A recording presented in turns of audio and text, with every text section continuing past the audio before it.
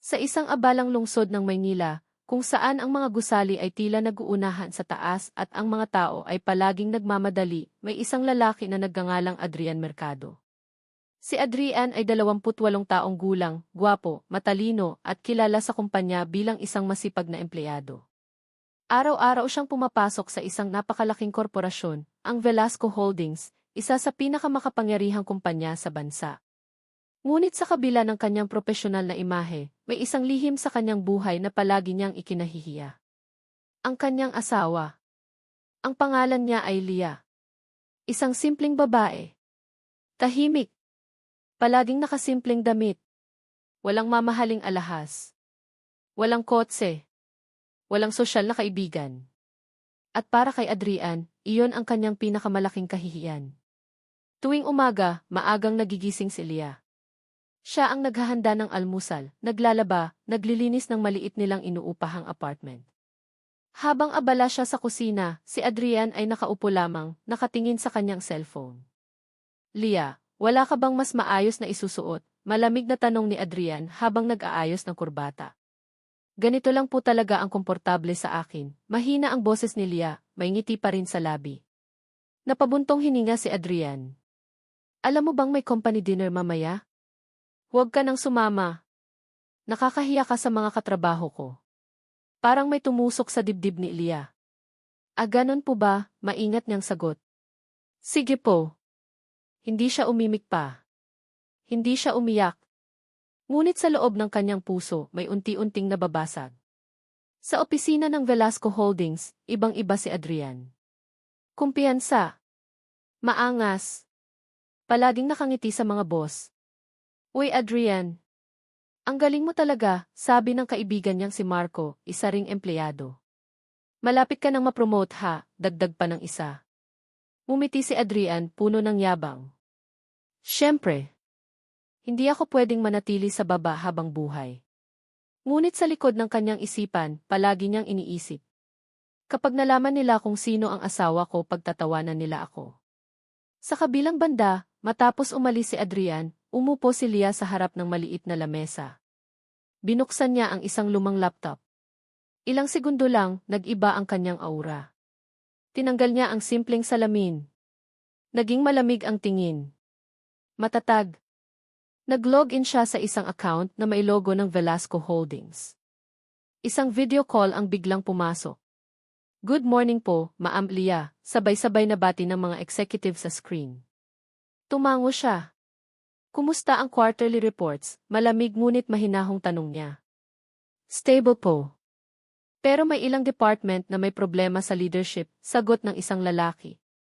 Tahimik si Lia sandali. Obserbahan niyo muna. Huwag kayong gagalaw nang wala akong utos. Opo, Ma'am G. Kung may makakita lang sana sa kanya ngayon. Hindi nila iisiping siya ang babaeng minamaliit ni Adrian. Dahil si Lia ang tunay na may-ari at sihi ng Velasco Holdings. 15 taon na ang nakalipas nang ipamana sa kanya ng kanyang ama ang kumpanya. Ngunit pinili niyang manatiling nasa likod ng anino. Gusto niyang malaman kung sino ang totoo sa kanya, hindi dahil sa pera, kundi dahil sa pagkatao. At si Adrian ay isa sa pinakamalaking pagsubok sa kanyang buhay. Kinagabihan, may company dinner sa isang mamahaling hotel. Si Adrian ay nakasuot ng mamahaling suite, may kasamang mga katrabaho. Nasaan ang asawa mo? Tanong ng isang manager. Nagkunwari siyang tumawa. Busy siya. Simple lang kasi yon. Hindi sanay sa ganitong lugar. May bahagyang pagtawa sa paligid. Samantala, sa labas ng hotel, may isang babaeng nakaitim na eleganteng dress, may dalang maliit na handbag. Si Lia. Tahimik siyang pumasok, hindi pinapansin ng mga empleyado. Ngunit nang makita siya ng hotel manager. Nanlaki ang mata nito. Ma'am Lia. Hindi po namin alam na darating kayo. Tumango siya. Surprise inspection lang. Sa loob ng function hall, patuloy ang kasiyahan. Biglang huminto ang musika. Good evening po sa lahat, sabi ng isang host. May isang special guest po tayo ngayong gabi. Napalingon ang lahat. Ang tunay na may-ari at sihi ng Velasco Holdings si Ms. Lia Velasco. Tumayo ang lahat palakpakan. At sa gitna ng lahat, nanlaki ang mata ni Adrian. Nanlamig ang kanyang katawan. Ang babaeng minamaliit niya. Ang asawang ikinahihiyan niya. Ang babaeng iniwan niya sa bahay kaninang umaga. Ay ang pinakamakapangyarihang babae sa silid. Nagtagpo ang kanilang mga mata. Tahimik. Pero ang tingin ni Ilya ay puno ng sakit at babala. Parang tumigil ang oras sa loob ng marangyang function hall. Ang mga palakpak ay patuloy na umalinggaw-ngaw, ngunit para kay Adrian Mercado, ang bawat tunog ay parang martilyong tumatama sa kanyang dibdib. Hindi maaari. Hindi siya iyon. Hindi maaaring ang asawa ko. Ngunit malinaw ang nakikita ng kanyang mga mata. Ang babaeng dati nakatsinelas lamang sa maliit nilang apartment. Ang babaeng pinagsabihan niyang nakakahiya. Ang babaeng palagi niyang binabaliwala. Ngayon ay nakatayo sa entablado. Matikas, elegante at may otoridad. Si Ilya Velasco. CEO. May-ari. Pinuno ng kumpanyang pinapasukan niya. Ma'am Lia, welcome po, magalang na sabi ng chairman habang inaabot ang mikropono. Ngumiti si Lia, isang ngiting kalmado ngunit mabigat ang dala. Magandang gabi sa inyong lahat, panimula niya. Hindi ko inaasahang darating ako ngayong gabi, pero nais kong personal na makita ang aking mga empleyado. Nagpalakpakan muli ang lahat. Maliban kay Adrian. Hindi siya makakilos.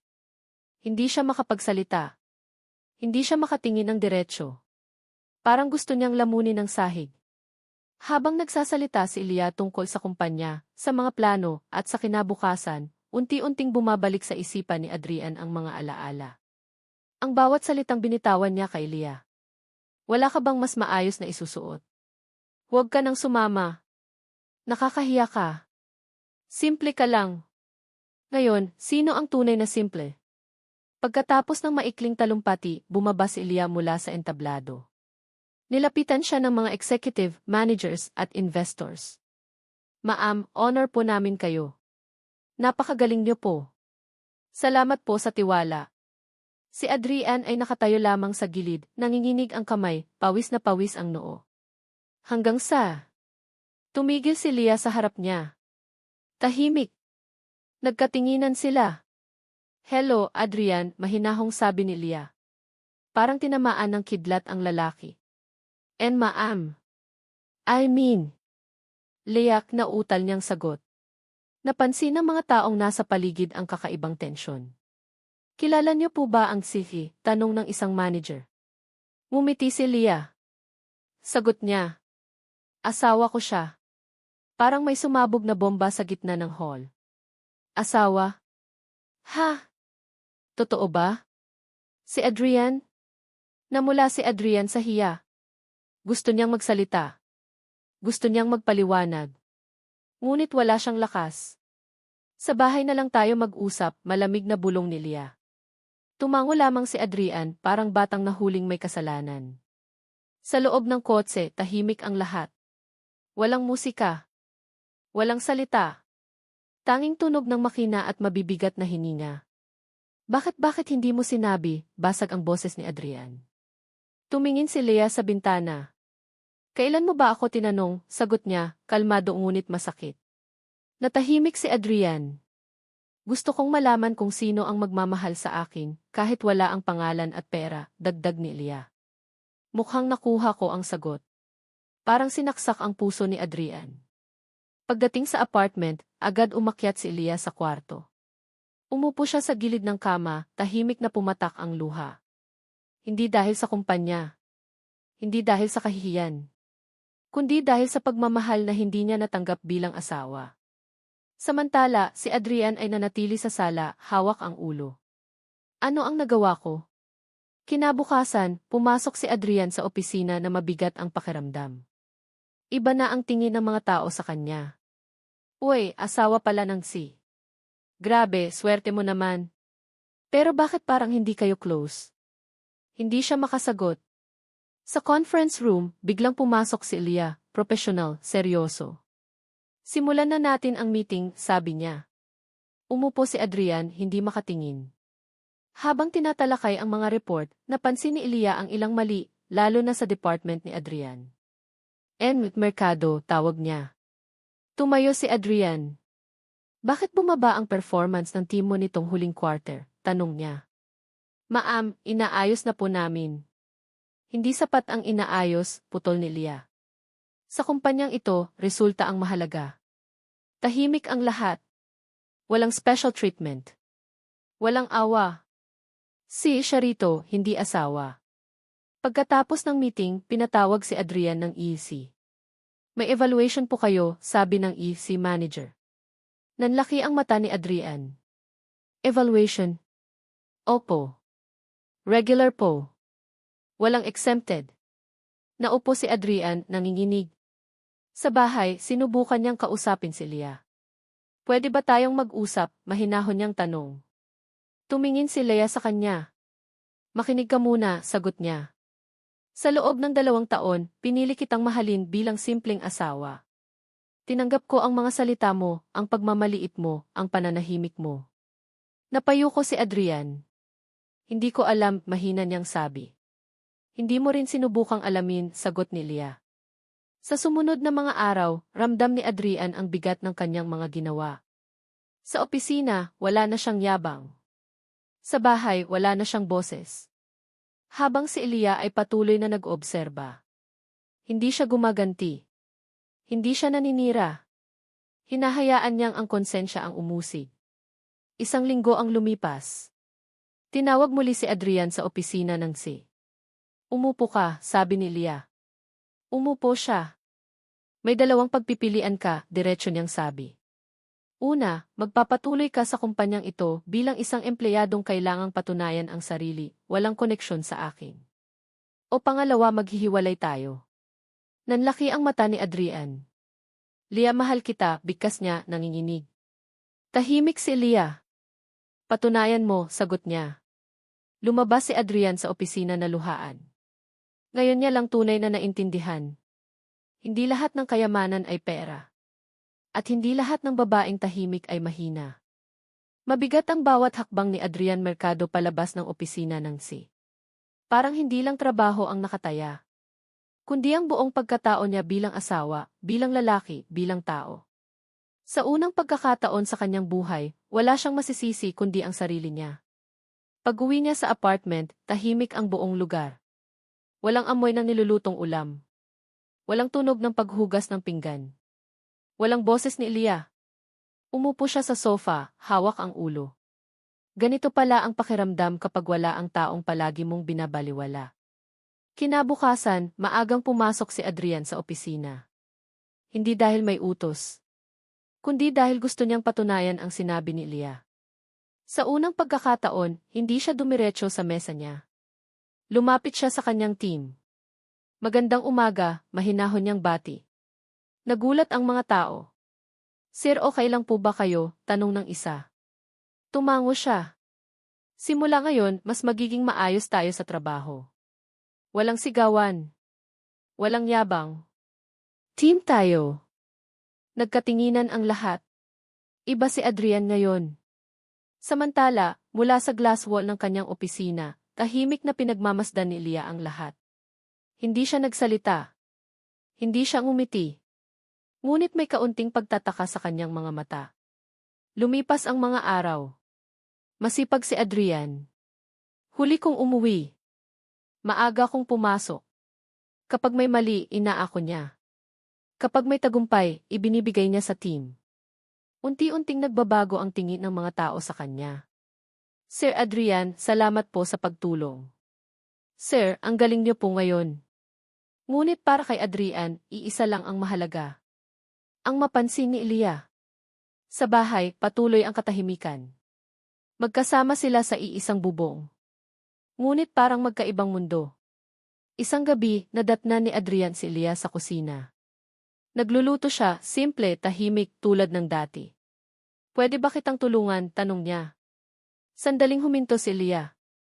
Hindi na, sagot niya. Tumango si Adrian.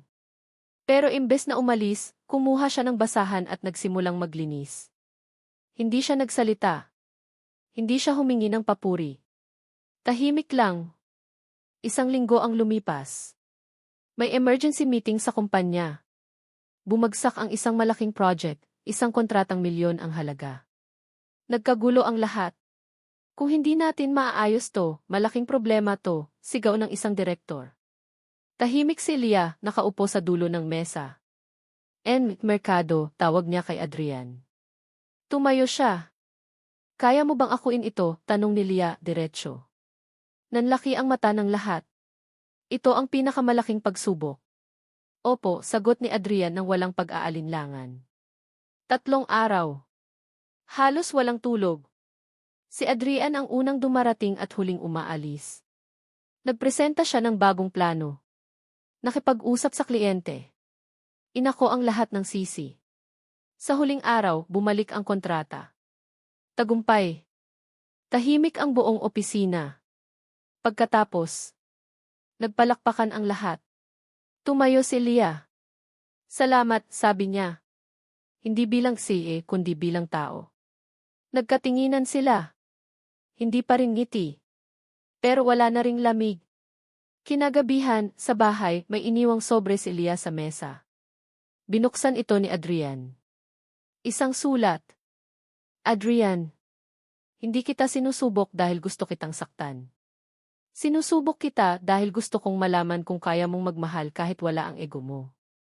Ang tanong ngayon, handa ka bang magmahal ng walang kondisyon? Napaluha si Adrian. Sa unang pagkakataon, lumuhod siya.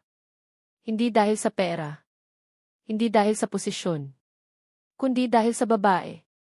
Kinabukasan, may balitang kumalat sa kumpanya. Magre-resign daw si Adrian Mercado. Nagulat ang lahat. Pumasok siya sa opisina ni Leah. Bakit? Tanong niya. Kung kailangan kong mawala ang lahat para patunayan ang pagmamahal ko, gagawin ko, sagot ni Adrian. Tahimik si Leah. Mahabang katahimikan. Pagkatapos, hindi ko hinihingi ang sakripisyong yan, sabi niya. Ang hinihingi ko ay pagbabago. Nagkatinginan sila. Sa unang pagkakataon, ngumiti si Leah. Mahina. Pero totoo. Hindi naging madali ang mga sumunod na araw para kina Adrian at Leah. Bagamat may ngiti na sa mukha ni Leah noong huling pag-usap nila, hindi ibig sabihin noon ay tuluyan ng gumaling ang sugat na iniwan ng nakaraan. May mga sugat na hindi kayang pagalingin ng isang tagumpay lang. Sa opisina, ramdam ng lahat ang pagbabago. Mas tahimik si Adrian. Mas disiplinado. Mas mapagpakumbaba. Hindi na siya sumasabay sa tsismisan. Hindi na siya nagyayabang ng mga plano. Hindi na niya binabanggit ang salitang promotion. Para sa kanya, iisa na lang ang mahalaga. Ang maging karapat-dapat muli kay Leah. Isang umaga, ipinatawag si Leah ng Board of Directors. Ma'am, sabi ng chairman, may malaking desisyon po kaming pag-usapan. Tahimik na umupo si Leah. May inilatag na dokumento sa mesa. Plano po ng board na ipakilala kayo sa publiko bilang aktibong si.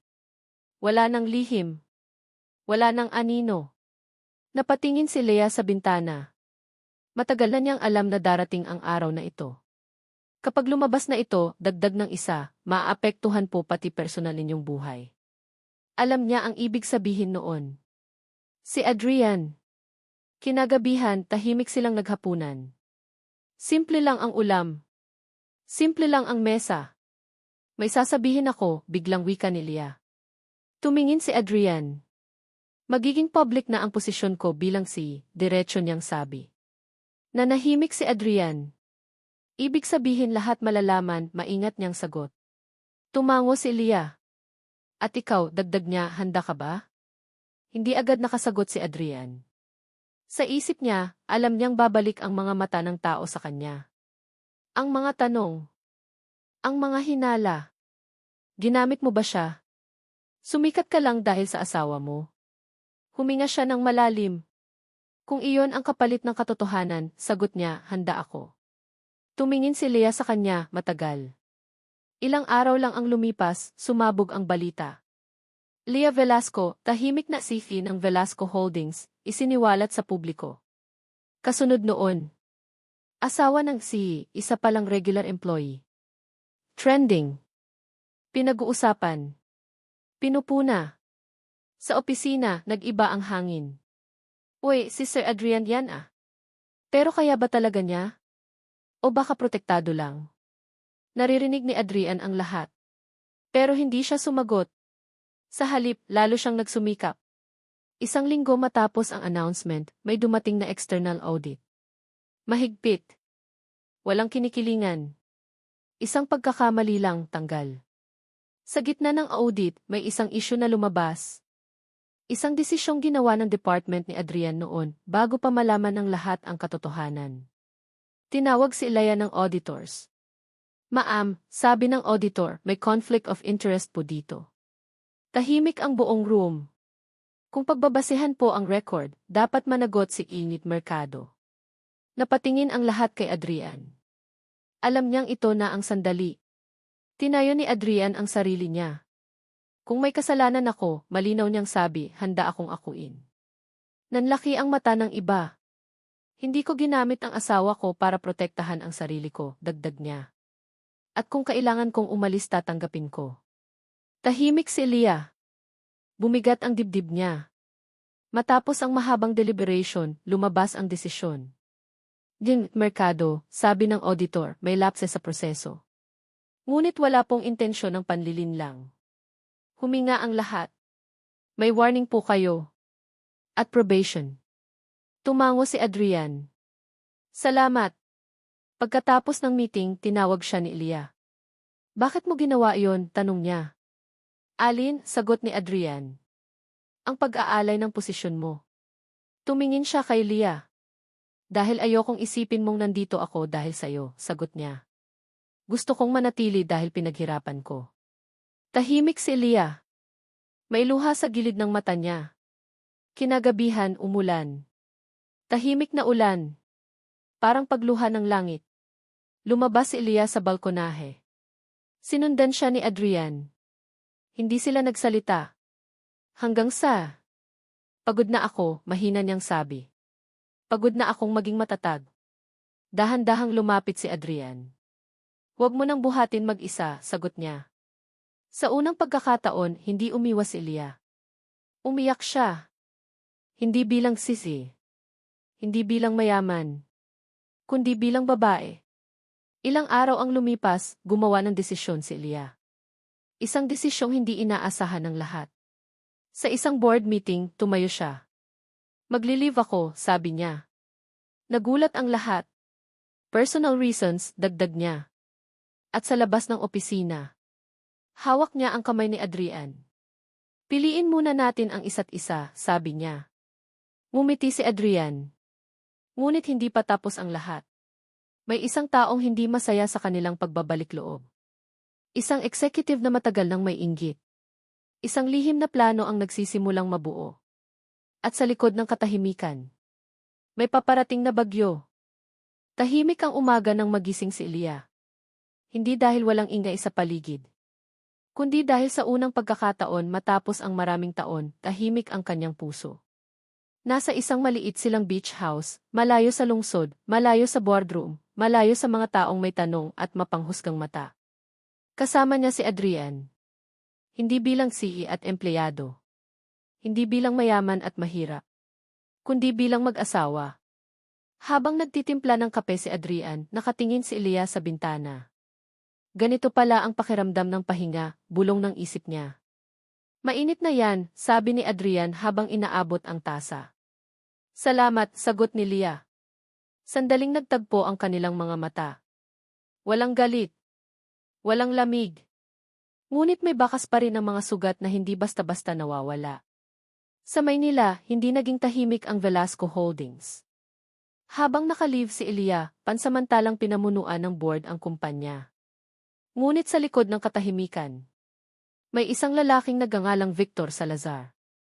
Isang senior executive. Matagal nang naiinggit. Matagal nang naghihintay ng pagkakataon. Kapag bumalik si Elia, bulong niya sa sarili, siguradong babalik din ang kontrol niya. At ayaw niyang mangyari iyon. Samantala, unti-unting bumabalik ang tiwala ni Elia kay Adrian. Hindi dahil sa malalaking salita. Hindi dahil sa pangako. Kundi dahil sa mga simpleng bagay. Pag-aabot ng tubig. Tahimik na pakikinig. Pag-amin ng pagkakamali ng walang dahilan. Isang gabi, habang naglalakad sila sa tabing dagat. Adrian, biglang sabi ni Leah. Elsan, bakit mo talaga ako pinakasalan? Huminto si Adrian. Matagal siyang hindi nagsalita. Dahil noong una kitang makilala, sagot niya, ikaw lang ang taong hindi humanga sa akin. Napangiti si Leah. At ngayon, tanong niya. Ngumiti si Adrian. Ngayon, dahil ikaw ang taong gusto kong makasama, kahit wala na akong maipagmalaki. Tahimik si Leah. Ngunit may luhang tumulo. Hindi sa sakit, kundi sa unti-unting paggaling. Isang tawag ang dumating kinabukasan. Mula sa kumpanya. Ma'am Leah, sabi ng sekretary, may emergency po. Kailangan niyo pong bumalik. Nagkatinginan sila ni Adrian. Alam nilang darating ang araw na ito. Pagbalik nila sa Velasco Holdings, mabigat ang hangin. May meeting agad ang board. At bakit ngayon lang namin nalaman to? Tanong ng chairman. Isang dokumento ang inilapag ni Victor sa mesa. May anomalya sa ilang accounts, sabi niya. At lumabas ang pirma ay kay Ma'am Leah. Nanlaki ang mata ng lahat. Tahimik si Leah. Alam niya.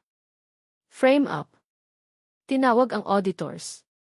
Tinawag ang legal team. Sa gitna ng kaguluhan, tumayo si Adrian. Kung may kasalanan, malinaw niyang sabi, huwag niyong idamay ang asawa ko. Napatingin si Victor sa kanya, may ngiting mapanlait. Depensa lang yan, sabi niya. Ngunit hindi umatras si Adrian. Hindi, sagot niya. Katotohanan. Ilang oras ang lumipas. Lumabas ang resulta ng masusing audit. Tahimik ang buong boardroom. Si Victor Salazar, sabi ng auditor, ang transaksyon ay galing sa account na kontrolado ninyo. Nanlaki ang mata ni Victor. Hindi. May sapat po kaming ebidensya, dagdag ng auditor. Tahimik si Leah. Hindi siya nagalak. Hindi siya gumanti. Tumingin lang siya kay Adrian. Tinanggal si Victor sa kumpanya. Nabalik ang pangalan ni Leah. Ngunit higit pa roon. May isang desisyong ginawa si Leah na ikinagulat ng lahat. Sa harap ng board, tumayo siya. Magkakaroon ng restructuring, sabi niya. At magbubukas kami ng programa para sa mga empleyadong matagal ng tapat, ngunit hindi napapansin. Nagulat ang lahat. At tungkol sa aking asawa, dagdag niya, mananatili siya bilang empleyado, hindi dahil asawa ko siya, kundi dahil karapat-dapat siya. Tumayo si Adrian. Hindi dahil sa yabang, kundi dahil sa respeto. Kinagabihan, sa bahay, tahimik silang dalawa. Pwede na tayong magsimula ulit, sabi ni Leah. Hindi mula sa simula, sagot ni Adrian. Kundi mula sa katotohanan. Ngumiti si Leah. Lumipas ang mga buwan. Mas naging maayos ang kumpanya. Mas naging payapa ang kanilang tahanan. Hindi perpekto. May mga pagtatalo. May mga alaala. Ngunit may tiwala. At may pagpapatawad. Isang hapon, habang naglalakad sila pa uwi. Leah, sabi ni Adrian. Elsan. Salamat sa hindi pagsuko. Huminto si Leah. Salamat din, sagot niya, sa pagkatutong magmahal ng walang yabang. Wakas. Aral ng kwento. Hindi lahat ng mahirap ay mahina. Hindi lahat ng tahimik ay walang halaga. At ang tunay na pagmamahal ay hindi nasusukat sa yaman, kundi sa respeto, pagpapatawad at pagbabago.